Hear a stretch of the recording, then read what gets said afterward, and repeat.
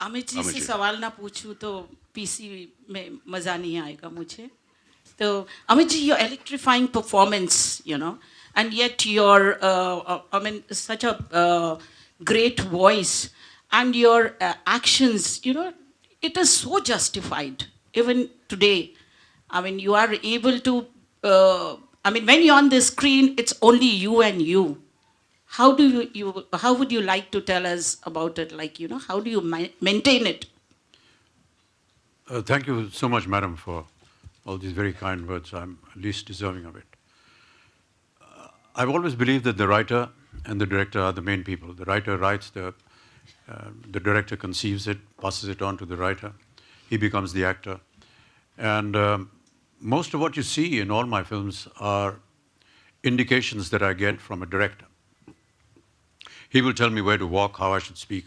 Many a times if we are preparing at home, we come prepared with certain notions as to how a scene needs to be done.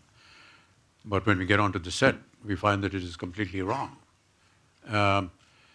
There's no scope for argument, I believe, on set. If I have to convey something or disagree with any point, I would rather do it during the time the narration is happening. Debate, discuss, agree, disagree, whatever you have to do, offset. Once you're on set, then you follow what the director says. That's what I believe in. But I think that there has to be a certain belief in the story, in the character that you're playing.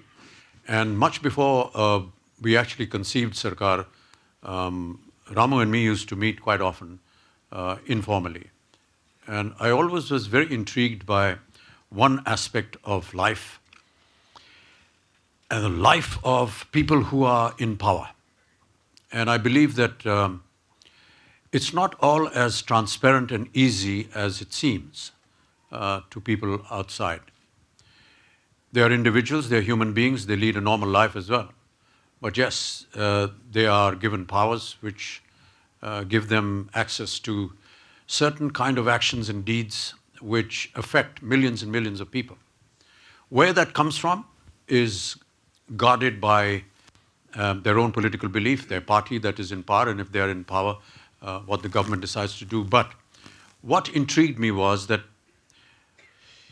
every powerful person has a family, has a home, has people who are close to him. And no home, I think, can be known to be absolutely perfect and free. There are opinions, there are differences of opinions, everyone has a viewpoint. So what if over the dining table in the morning or at breakfast, this powerful man who is the number one person of the country or a state or the entire universe is having a normal breakfast with his family, and one member of his family, could be his wife, could be his son, his daughter, disagrees on certain issues. It could be anything. It could be, which car you're going to drive or why you're wearing a particular dress. And there is an argument. And what if this powerful man is irritated with this member of his or her family and is in that mood asked to attend a very grave meeting which is going to decide a government decision which is going to affect millions of people? Does it affect that decision making of his or not?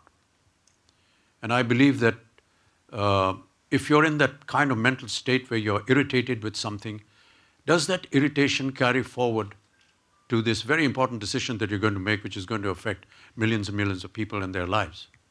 That is what intrigued me, and that is what I shared with Ramu when we used to have informal sittings for Sarkar. And so most of what you see in the film is an incorporation of a lot of these thoughts. It's commonly known as palace politics, and it happens in almost all palaces, not necessarily these grand structures, but even a small house can become a palace. And that intrigued me a lot. And I think Ramu was one person that truly understood the context of what we discussed several times, and it was absolutely brilliant the way he incorporated it in his screenplay and in his films.